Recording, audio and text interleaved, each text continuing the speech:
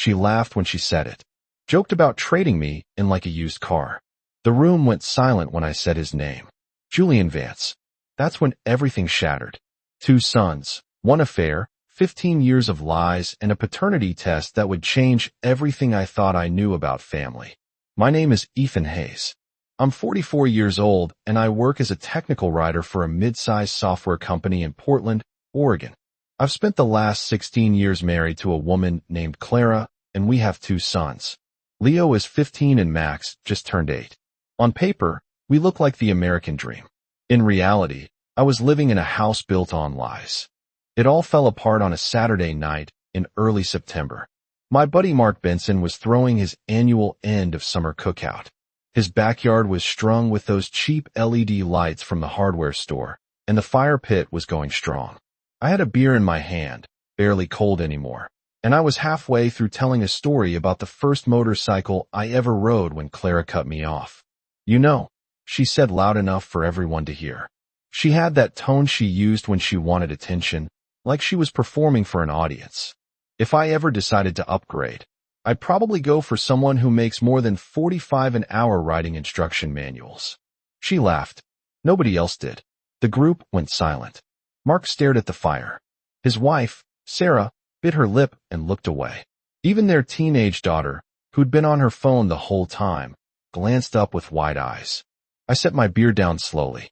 My heart was pounding, but my voice came out steady. Upgrade, huh? I said, looking straight at Clara. That's funny, considering you've been test driving Julian Vance for the past 2 years. Her face went pale. For just a second, I saw a panic flash in her eyes. Then it was gone, replaced by that cold smile she always used when she wanted to win an argument. You're embarrassing yourself, Ethan, she said like she was talking to a child. Tell them, I said quietly. Go ahead, tell everyone about Julian, about the hotel in Seattle last month. About the weekend you said you were visiting your sister in Tacoma. Clara stood up, brushing imaginary dust off her jeans.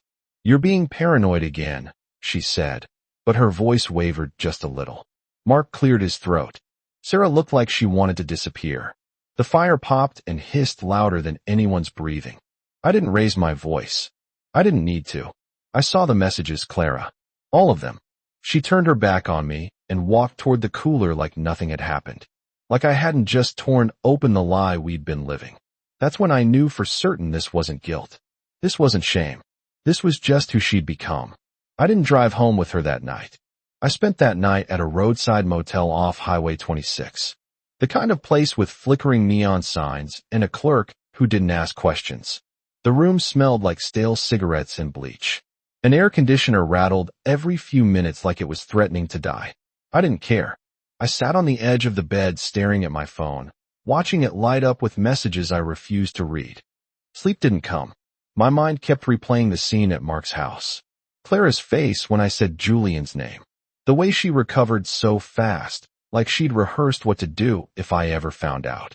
That wasn't surprise I saw in her eyes. It was calculation. By 6 o'clock in the morning, I was sitting in my truck outside our house in Beaverton. The lights were off. The curtains were drawn. Everything looked normal from the outside, like nothing had changed. But I knew better now. I waited until 7:30, then let myself in through the front door. The house was quiet. Too quiet. I walked through the living room, past Max's toys scattered on the floor, past Leo's basketball shoes by the stairs. Everything was exactly where it should be, except nothing felt right anymore. Clara was in the bedroom, still wearing the same clothes from the night before. She was lying on top of the covers, her phone glowing beside her on the nightstand. When she heard me come in, she opened her eyes but didn't move. You're back, she said flatly. Not a question, not an apology, just a statement. I didn't answer. I walked to her side of the bed and picked up her phone. No password. She hadn't even bothered to lock it. What are you doing? Clara asked, sitting up now, but she didn't try to stop me. I opened her messages. There it was. Julian Vance, the name I'd been dreading to see confirmed in black and white. I scrolled up. Dozens of texts, photos, voice messages. 2 days ago. Can't wait to see you Thursday, the usual place. Her reply. Counting down the hours. I dropped the phone on the bed. Not through it. Just let it fall from my hand like it had suddenly become too heavy to hold. Clara stood up, running her fingers through her hair. So what now? She asked. Her voice was sharp, defensive. You're going to make a scene? Tell everyone?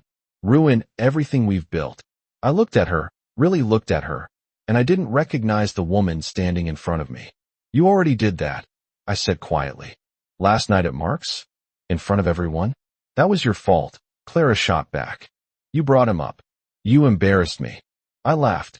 It wasn't a happy sound. I embarrassed you. She crossed her arms. You know what I mean. No, I said, shaking my head. I really don't. I turned and walked out of the room. She called after me, but I didn't stop. I grabbed my keys from the counter and left. I didn't know where I was going. I just knew I couldn't stay there. I disappeared for 3 days. No calls, no texts. I turned my phone off and drove north until I hit the coast. Found a state park near Cannon Beach with trails that went on for miles. I slept in my truck the first night, parked at a trailhead with nothing but the sound of wind through the trees and waves hitting the shore in the distance. The silence was exactly what I needed. No Clara, no accusations, no lies dressed up as excuses. Just me and my thoughts sorting through 15 years of marriage and trying to figure out when it all went wrong. I kept replaying moments in my head. Last Christmas when Clara said she had to work late on a Friday and came home at midnight smelling like cologne that wasn't mine. The weekend she told me she was going to a marketing conference in Seattle. But when I mentioned it to her boss at a company picnic, he looked confused and said there was no conference. The way she started going to the gym 5 times a week, but never seemed to lose any weight or gain any muscle. I made excuses for all of it. Told myself I was being paranoid, that good husbands trusted their wives, that she deserved her privacy. What a fool I'd been. On the second day, I called my brother Ben. He lived in Eugene, about 2 hours south. I hadn't talked to him in months. Ethan, Ben answered on the third ring. Everything okay? I told him everything. The barbecue, the texts. Julian Vance. When I finished, there was a long silence on the other end. I never liked her, Ben finally said. She always looked at you like you were a stepping stone, not a partner. That hit harder than I expected. Why didn't you say something? I asked. Would you have listened? Ben replied. You were in love, man. People in love don't want to hear the truth. He was right. I wouldn't have listened. But I was listening now. Ben told me to come stay with him when I was ready. Said I could crash on his couch as long as I needed. I thanked him and hung up. On the third day, I drove back to Portland. Not to the house in Beaverton, to my buddy Chris's place in Hillsborough. Chris had been my friend since college. If anyone would understand, it was him. I knocked on his door around noon. When he opened it and saw my face, he didn't ask questions, just pulled me into a hug and said, Come on in, brother. His wife Megan made coffee. We sat at their kitchen table and I told them everything. When I mentioned Julian Vance, Chris's expression changed. Wait, Chris said, leaning forward. Julian Vance? Tall guy, works in commercial real estate. Yeah, I said. What? Chris exchanged a look with Megan. Ethan, he said slowly. Julian used to work with Clara, like 3 years ago, at that marketing firm downtown. My stomach dropped. What? Megan nodded. I remember Clara mentioning him at your 4th of July party a few years back. Said he was persistent and that she had to shut him down. So this wasn't new. This wasn't some recent mistake or moment of weakness. This had been going on for years. Clara had looked me in the eye, told me Julian was just a co-worker who wouldn't take no for an answer. And I believed her. I felt sick. I'm sorry, man, Chris said quietly. I nodded. I couldn't speak. Because now I understood. This wasn't about me not being enough. This was about Clara being exactly who she'd always been, and I'd just been too blind to see it. I didn't go back to the house for 4 more days.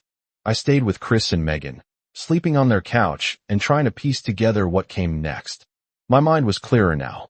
The anger had burned itself out, replaced by something colder, something more focused. I needed proof. Not just for me, for the divorce, for custody of Max. Because I knew Clara. She'd twist this whole thing around, make herself the victim, claim I was unstable or controlling or whatever story suited her best. I wasn't going to let that happen. I started with the phone records. Our plan was under my name. so I had access to the account. I logged in and downloaded every text and call log from the past 2 years. There were hundreds of calls to the same number, Julian's number. Late nights, early mornings, times when she told me she was at yoga or grocery shopping or visiting her sister. Next, I pulled our credit card statements. Hotel charges in Seattle. Restaurants I'd never been to. A jewelry purchase from 3 months ago that I never saw her wear. She'd been using our money to fund her affair. I made copies of everything, printed it out, organized it by date. I built it like a case file, because that's exactly what it was. On Saturday morning, I drove back to the house. Clara's car was in the driveway. I took a deep breath, grabbed the folder from the passenger seat, and walked inside. She was in the kitchen pouring coffee into a mug I'd bought her years ago. It had "World's Best Mom" printed on the side. The irony wasn't lost on me. When she saw me, she didn't look surprised, just tired. "You're back," Clara said, setting the coffee pot down. "The boys have been asking about you." "Where are they?" I asked. "Leo is at a friend's house. Max is upstairs playing video games," she replied. Then she crossed her arms. "So what now? Are we going to talk about this like adults? Or are you going to keep running away?" I set the folder on the kitchen counter. It landed with a flat thump. Clara glanced at it. "What's that?" "Everything," I said calmly. "Every lie you've told for the past 3 years. Every phone call, every hotel, every dollar you spent on him." She didn't open the folder. Instead, she laughed. Actually laughed. "God, Ethan, you're so dramatic. What are you going to do? Take this to a lawyer? Try to ruin me." "I already have a lawyer," I said. "I met with him yesterday. Filed for divorce this morning." That wiped the smile off her face. "You what?" Clara's voice went sharp. "You heard me," I replied. "I'm done. We're done. I'm taking Max, and you can have whatever's left of this house and this joke of a marriage." She grabbed the folder and threw it across the counter. Papers scattered across the floor. "You don't get to just decide that," she shouted. "We have 2 kids. We have a life here." "You had a life?" I corrected her. "You destroyed it the minute you started sleeping with Julian Vance." Clara's face went red. "You think you're so perfect, don't you? You think you're the hero here." "No," I said quietly. "But I'm not the liar." She opened her mouth to respond, but I was already turning toward the stairs. "Where are you going?" she demanded. "To pack," I said. "Then I'm leaving. And I'm taking Max with me." I moved into Ben's place in Eugene the following week. It was a 2-bedroom house with a workshop out back and a yard that needed mowing. Ben worked long shifts at the plant, so most days I had the place to myself. That gave me too much time to think. Max came to stay with me on the weekends. Clara fought it at first, but my lawyer got a temporary custody arrangement in place. Every Friday after school, I'd drive up to Portland to pick him up. He'd run to the truck with his backpack, excited to see me, and for those 2 days, I could pretend everything was normal. Leo never came. He always had an excuse. Baseball practice, friend's birthday party, homework. But I knew the real reason. Clara had gotten to him first. One Saturday afternoon in late September, Max and I were at a park near Ben's house. He was on the swings, pumping his legs and laughing as he went higher. I was sitting on a bench watching him when my phone rang. It was Chris. "Ethan," Chris said when I answered. His voice was tight. "You need to know something." "What's going on?" I asked. "It's about Leo," Chris replied. "Megan ran into Clara's sister, Emily, at the grocery store yesterday. They got to talking, and Emily let something slip." My stomach tightened. "What did she say?" Chris was quiet for a moment. Then he said, "Leo isn't yours, Ethan. Biologically, I mean. Emily said Clara told her years ago. The timing never worked out. She got pregnant right around when you 2 were separated for those few weeks back in '09. The world tilted. I gripped the phone harder. "What?" "I'm sorry, man," Chris said. "I thought you should know." I hung up. My hands were shaking. I looked at Max on the swings, his blonde hair catching the sunlight, his laugh carrying across the playground. Then I thought about Leo. Dark hair, dark eyes, nothing like me. I'd raised that boy for 15 years. Changed his diapers, taught him to ride a bike, sat through every baseball game, every parent-teacher conference, every birthday party. And he wasn't mine. That evening, after I dropped Max back in Portland, I sat in my truck outside Clara's house and called her. "What do you want?" she answered, her tone sharp. "Is Leo mine?" I asked. No preamble, no build-up. Silence. "Clara," I said, my voice low. "Answer the question." "I don't know what you're talking about," she said, but her voice wavered. "Yes, you do," I replied. "Is Leo mine?" More silence. Then she sighed. "Does it matter?" she asked. "You raised him. You're his father in every way that counts." "That's not what I asked," I said. "No," Clara finally admitted. "He's not yours biologically, but you didn't need to know that. It would have just complicated things." I closed my eyes. My chest felt like it was being crushed. "Who's his father? Does it matter?" Clara repeated. "Who?" I demanded. She didn't answer. "Julian," I guessed. "No," Clara said quietly. "Someone else. Someone from a long time ago. Before Julian." I laughed bitterly. "How many have there been, Clara?" She hung up. I sat there in the dark, staring at the house where I used to live, and I felt something inside me break apart completely. I didn't sleep that night. I couldn't. My mind kept circling back to one question. If Leo wasn't mine, was Max? The thought made me sick. Max was everything to me. His laugh, his curiosity, the way he looked at me like I hung the moon. The idea that he might not be my son was unbearable. But I had to know. The next morning, I called my lawyer. I told him what Clara had admitted about Leo. He didn't sound surprised. "We need to get a paternity test for Max," he said. "Just to be certain. It'll protect you in the custody battle." "How long does it take?" I asked. 2 weeks for results," he replied. "I'll set it up." Those 2 weeks were the worst of my life. Every time I looked at Max, I saw uncertainty. Every time he called me Dad, I felt a stab of fear.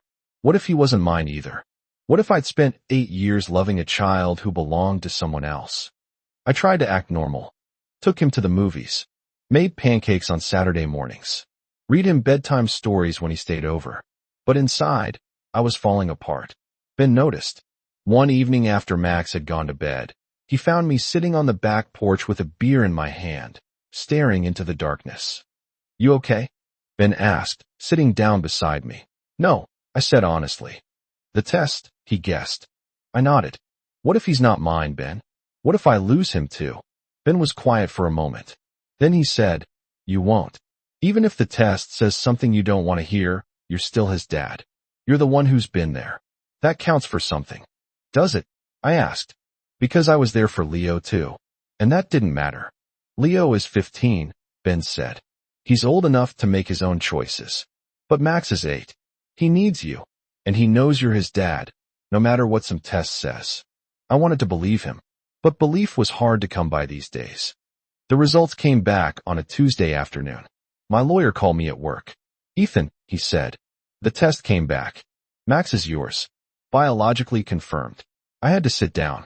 Relief flooded through me so fast, I felt lightheaded. "You still there?" my lawyer asked. "Yeah," I managed. "Yeah, I'm here." "This is good news," he said. "It strengthens your case for primary custody. We can move forward." I thanked him and hung up. Then I sat at my desk and cried. Not from sadness, from relief. Max was mine. I hadn't lost everything. The relief of knowing Max was mine lasted about a week. Then reality set in. I had one son who was biologically mine and one who wasn't. One who wanted to see me and one who refused my calls. The weight of it all started crushing me from the inside out. I tried to keep it together. Went to work. Picked up Max on weekends. Smiled when I was supposed to. But at night, alone in Ben's spare bedroom, I started drinking. Just a beer or two at first, then 3, then 4, then I stopped counting. Ben found me one Thursday night, passed out on the couch with an empty bottle of whiskey on the floor beside me. He didn't yell, didn't lecture. Just helped me to bed and left a glass of water on the nightstand. The next morning, I woke up with a splitting headache and Ben sitting at the kitchen table waiting for me. "We need to talk," Ben said as I stumbled in.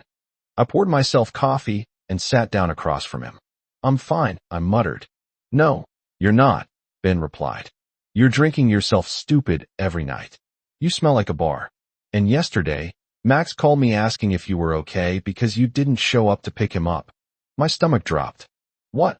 You were supposed to get him at 3, Ben said. It's now 7:30 in the morning. You missed it, Ethan. You were too drunk to remember. I put my head in my hands. Oh God. Yeah, Ben said. Oh, God is right. You think Clara's not going to use this against you? You think the court's going to give you custody when you can't even show up sober? He was right. I knew he was right. But I didn't know how to stop the pain.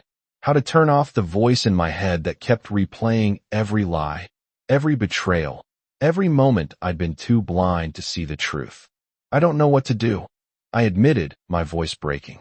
Ben reached across the table and grabbed my shoulder. You get help, he said firmly. You talk to someone. You stop drowning yourself in a bottle. Because Max needs you, and right now you're failing him. That hit me like a punch to the gut. Because it was true. I was so consumed by my own pain that I was forgetting about the one person who mattered most. My son.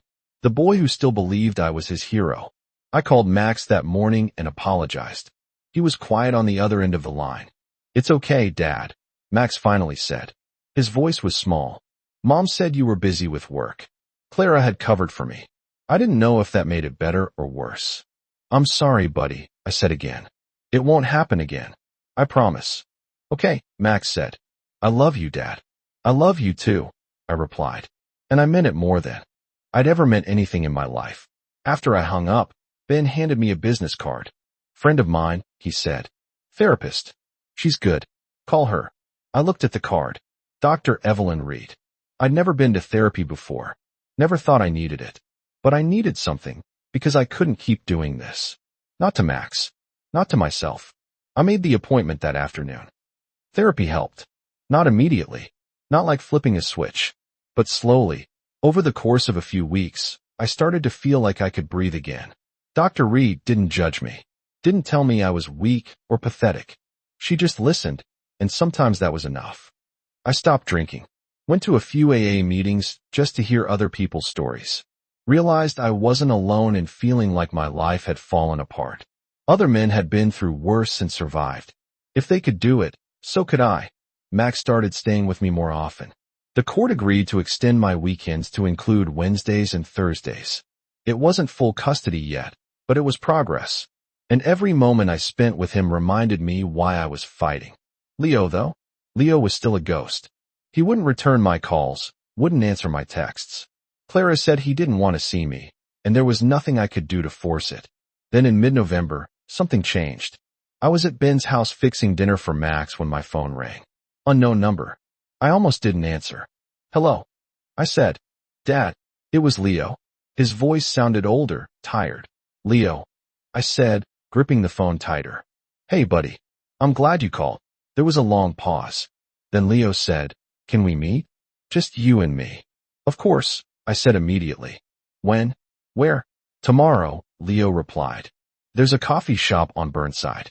Can you be there at 2? I'll be there, I promised.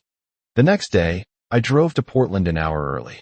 Sat in my truck outside the coffee shop, watching people come and go. At exactly 2 o'clock, I walked inside. Leo was already there, sitting in a corner booth with a cup of coffee in front of him. He looked up when I approached, and I saw something in his eyes I hadn't expected. Uncertainty. Hey, I said, sliding into the seat across from him. Hey, Leo replied. He didn't smile. For a moment, neither of us spoke. Then Leo said, Mom told me. About the test.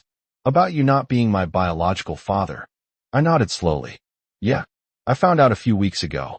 She also told me it's been going on for years, Leo continued, his voice flat. The lying, the cheating, all of it. I didn't know what to say to that. Leo looked down at his coffee. I've been angry at you, he admitted. For leaving, for breaking up our family. But then Mom started acting weird. She's been seeing Julian at the house, and she acts like it's no big deal, like we should all just be okay with it. I'm sorry you're going through this, I said quietly. Leo looked up at me. Are you, he asked. Because you left. You just walked out. I left your mother, I said carefully. Not you. Never you. But I'm not even yours, Leo said, his voice rising slightly. So why would you care? Because I raised you, I said firmly. Because I was there when you were born. Because I taught you how to throw a baseball and helped you with your homework and cheered for you at every game. DNA doesn't change that, Leo. You're my son. Maybe not biologically, but in every other way that matters. Leo's eyes filled with tears. He looked away quickly, wiping at his face with his sleeve. I don't know what to do, he said, his voice breaking. Everything's messed up. Mom's mad all the time. Julian's always around. And Max keeps asking when you're coming home. I'm not coming home, I said gently. Not to that house. But I'm not going anywhere, Leo. If you want me in your life, I'm here. Leo nodded slowly. Then he said, Can I come stay with you? At Uncle Ben's? Just for a little while. I felt something loosen in my chest. Of course you can, I said. Anytime you want. For the first time in months, Leo smiled. It was small, hesitant, but it was real. The custody hearing was scheduled for early December. My lawyer said we had a strong case. Documented infidelity, proof of lies spanning years, character witnesses willing to testify that Clara had been manipulative and unstable. But nothing was certain when it came to family court. Leo had been living with me at Ben's for 3 weeks by then. He slept on a cot in Max's room, and the two of them had started acting like brothers again. Real brothers, not the distant strangers they'd become over the past year. On the morning of the hearing, I put on my best suit and drove to the courthouse in Portland. Ben came with me for support. Leo wanted to come, too, but I told him no. He didn't need to see this. Clara was already there when we arrived, sitting with her lawyer in the hallway. She was wearing a conservative dress, hair pulled back, makeup subtle, playing the part of the concerned mother. When she saw me, her expression hardened. The hearing lasted 3 hours. My lawyer presented the evidence, the phone records, the bank statements, the messages between Clara and Julian. He called Chris to the stand, who testified about Clara's history of lying. He called Ben, who testified about my commitment to Max. Then Clara's lawyer called her to the stand. She played it perfectly, tears at the right moments. Voice breaking when she talked about how much she loved her children. How she'd made mistakes, yes, but she was working to be better. How I'd abandoned the family without giving her a chance to fix things. It was a performance. And for a moment, I worried the judge might buy it. But then my lawyer asked a question that changed everything. Mrs. Hayes, my lawyer said, is it true that Leo is not biologically Ethan Hayes' son? Clara's face went pale. I don't see how that's relevant, she said. Please answer the question, the judge said. Clara hesitated. Then she said, No, he's not. And you never told Ethan? My lawyer pressed. I didn't think it mattered, Clara said defensively. You let him raise another man's child for 15 years, believing the boy was his own, and you didn't think it mattered? My lawyer repeated, his voice sharp. Clara didn't answer. The judge leaned forward. Mrs. Hayes, I'm going to ask you directly. How long have you been having extramarital affairs? Clara looked at her lawyer, who nodded reluctantly. Several years, she admitted quietly. The judge made a note. Then he looked at me. Mr. Hayes, despite the fact that Leo is not your biological son, do you wish to maintain a relationship with him? Yes, Your Honor, I said immediately. He's my son in every way that matters. The judge nodded. Noted. Then he adjourned for a recess. When we returned, the judge delivered his ruling. Primary custody of Max would go to me. Clara would have supervised visitation every other weekend. As for Leo, since he was 15, the court would allow him to choose where he lived. And Leo had already made his choice clear. I walked out of that courthouse with my sons. Both of them. Not because of biology, but because of love. 8 months later, life looked different. Better. Not perfect, but better. I'd moved out of Ben's place and into a small 3-bedroom house in Eugene. Nothing fancy. Just a place with a yard where the boys could play and enough space for all of us to breathe. Leo had his own room. Max had his. And I had mine. Leo finished his sophomore year at a new high school. He joined the baseball team, made new friends, started smiling again. He still talked to Clara occasionally, but on his terms, not hers. Max thrived. He was happier than I'd seen him in years. No more walking on eggshells. No more tension in the house. Just a kid being a kid. As for Clara, I heard through Chris that things hadn't gone well for her. Julian had left after the custody battle became public. Apparently, being exposed as the other man wasn't good for his real estate career. She tried to rebuild her life, but the lies had caught up with her. Friends stopped calling. Family became distant. She'd made her bed, and now she had to lie in it. I didn't feel sorry for her, but I didn't hate her anymore, either. Hate required energy I didn't have. I was too busy building something new, something real. One Saturday afternoon in July, I was in the backyard grilling burgers when Leo came outside and sat on the porch steps. "Hey, Dad," he said.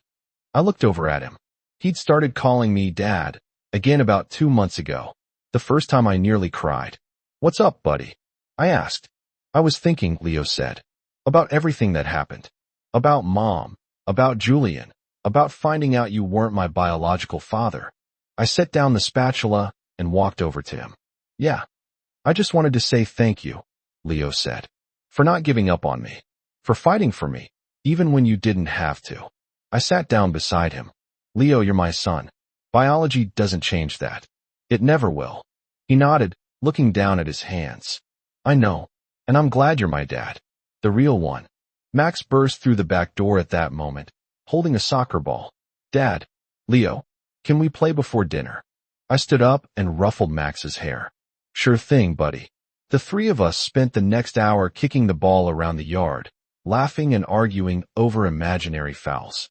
It was simple, normal, everything I'd fought for. That night, after the boys went to bed, I sat on the porch with a beer and looked up at the stars. I thought about the man I'd been a year ago, the one who'd believed the lies, who'd stayed quiet when he should have spoken up, who'd almost lost himself in the wreckage of a broken marriage. That man was gone, and in his place was someone stronger, someone who knew his worth, someone who'd rebuilt his life from the ground up and come out better for it. I wasn't bitter. I wasn't broken. I was free, and that was worth everything.